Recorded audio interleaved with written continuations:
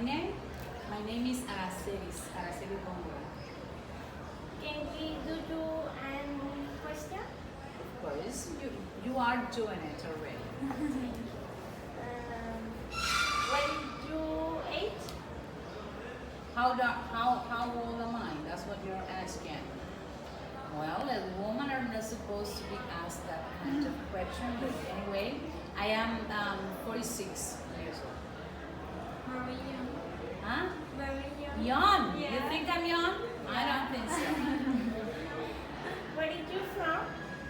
Well, I'm originally from Holguín, a province in the east, I think, Cuba. But I moved out since I was 4 years old, and almost my entire life I lived in the island of Blue.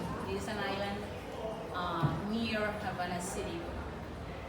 And later on, 10 years ago, I moved again to Havana.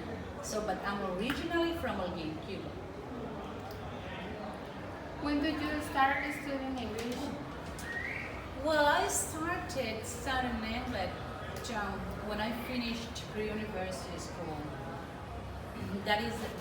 This is the career I chose at that time. My mother disagreed. My mother didn't want me to be a teacher. I mean, an English teacher, but I decided to be. So it caused that my mother stopped talking to me for a month at that time. Yes, but I was determined to be an English teacher. So I started to study when I was, I don't remember. I finished university.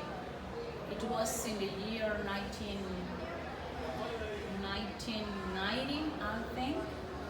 Yes, I was 17 years old, something. That's good. Where did you study elementary school? Elementary, where? Yeah. Well, in the Isle of Youth, as I told before, I used to live in the Isle of Youth, an island, and I studied in a school named Antonio Guiteras. Holiness is a Cuban hero. How many hours did you study English in a week? Now, Yeah. well, I'm afraid I'm not able to answer that question because I don't know exactly the amount of hour I spend studying English. The problem is that I spend too many hours checking diploma papers, in English, term papers, even planning lessons because I teach research methodology in English, and I also teach English linguistic studies. I'm also the head of the discipline. So I spend too many hours. Sometimes planning lessons, sometimes checking homeworks, independent where research works. But a day has 24 hours. I think I spend at least 18 hours doing something in English. That's the real fact. Today? Well, today I've been teaching since 8 o'clock, for instance. I've been teaching since 8 o'clock, and I haven't finished yet teaching today. Later on in the afternoon, after I have breakfast, I continue checking my students' paper in English. So that's part of the process of studying English also. Because when you check your students' responses, you are comparing theory with practice. You need sometimes to check something with the dictionary, and that's part of the process of learning the language. In Cuba, all the person speak English.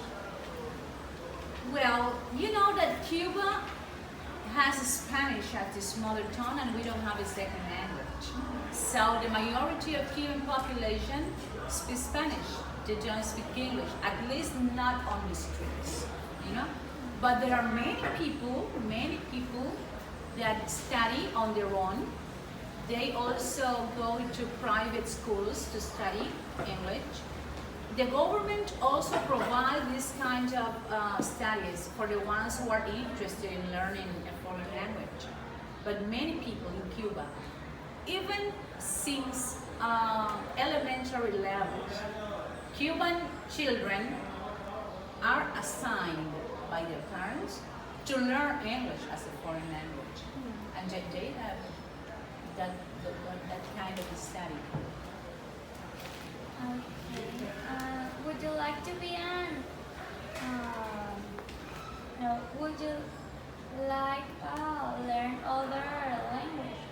I tried once to learn French, but I didn't like it. I mean, the phonology of that type of language with the throat, I didn't like it. So I stopped learning. I stopped learning French. But when I used to be a student, when I was at the ISPE, was the name of our institution, I mean language institution here in Havana. When I was studying to become a teacher, an English teacher, I also studied Italian. But as you know, in language, practice is the real truth. And as I haven't practiced Italian, I forget everything I studied.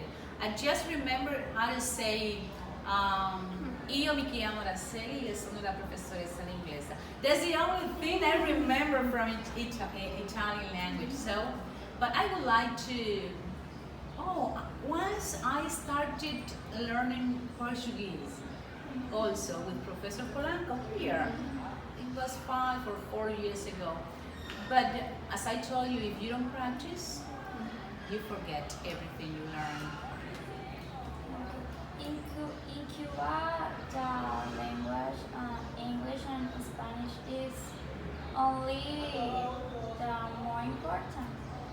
The most important, Yeah. and French. And French.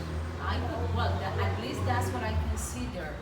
But for instance, when you go to a convention, when you go to an international event, whatever kind of event, academic, scientific, whatever, English is the lingua franca, is the language spoken, the language that is used by different speakers from different languages to convey meaning.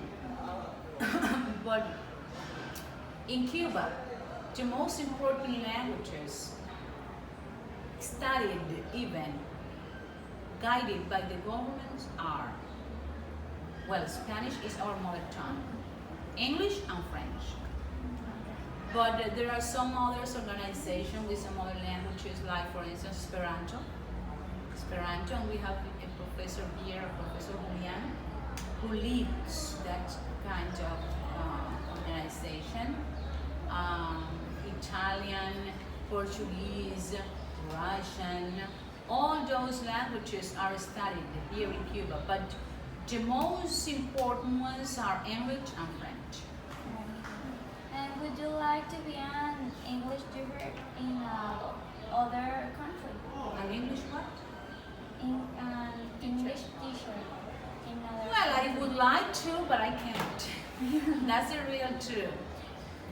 I love what I do for a living. It's my pleasure to teach. Sometimes I think that I was born to it, to teach English.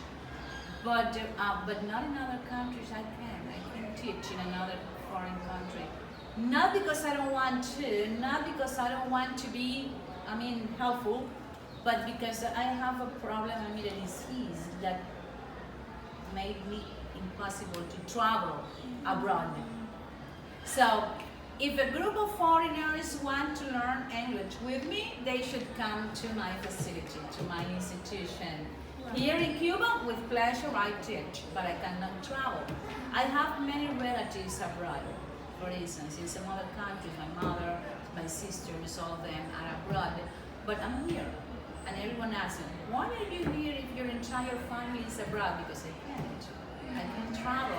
I have to eat specific things on specific hours.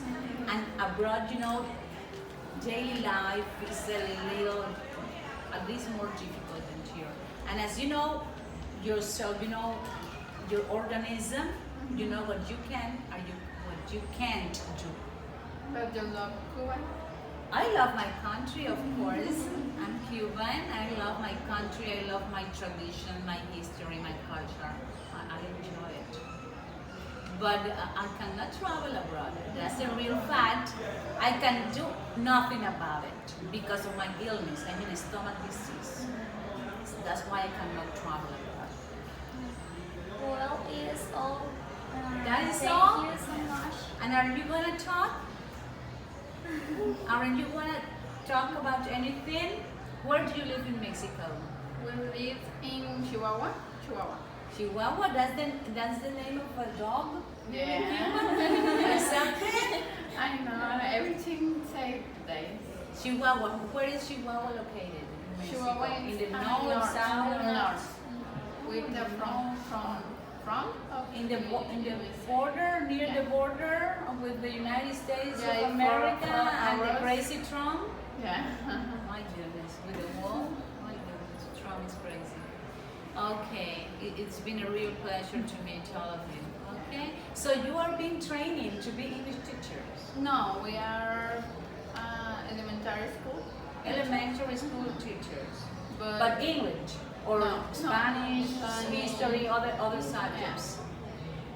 but for anything we are speaking English. So you need to speak English. It's demanded. Yeah. It's demanded to speak English. And what year are you doing now? Second year of university? What? Third year? You are starting. You are third year students. Yeah. Well, I wish you right. And do you love teaching? Yeah. Yeah. Do you love teaching in elementary levels? Because children are so difficult Yeah. to manage. One of the most difficult things in teaching is classroom management. It's too difficult, even with children. My goodness. They are so curious. They don't care what you think. No. And they say whatever they think without thinking on the consequences Funny. of that. It's funny, but sometimes it's hard. If sometimes I have a 20 kids, I'm a, 20 kids. yeah. Imagine It's so that I difficult. teach almost 60 students at once, English grammar. Teaching 60 students, teenagers, who are more difficult than children Yeah. to manage. It's very hard, but that's what we do. So what you need to do, my advice for all of you is that if you decided to become a teacher, no matter what subject you teach, try to do it right. At least do your best to do what you decided to do in life. That social project you are doing, try to do it with love, with pleasure. Feel what you're doing. And if you do it right, you will see the result, the outcomes. And it will be beautiful at the end. It's very satisfactory to, in a few years, perhaps you're walking down the street and all of a sudden, out of the blue, someone said, "Teacher!" And when you see, for instance, a doctor. You used to be my teacher, don't you remember me? That's beautiful. It's lovely, indeed. So if you're gonna do it, if you're gonna teach, do it with love and pleasure, and train yourself for being a good professional, not for being someone who do that for the sake of earning some money, because of the economy all over the world is terrible, okay? But that's a real fact, but enjoy what you do.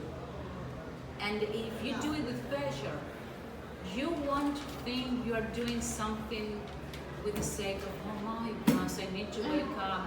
My God, I need not to go to school. Those children, I can't stand those children. No, you wake up and you say in the very early in the morning, okay, I have to work and I want to see my children. Let's see how they feel with the lesson I planned for them today. And you have a better day and a better even lifestyle, psychologically speaking, psychologically speaking. Yes, you may go through. Well, it's been a pleasure. Yeah. May I go home and have lunch? Yeah. Thank you so much for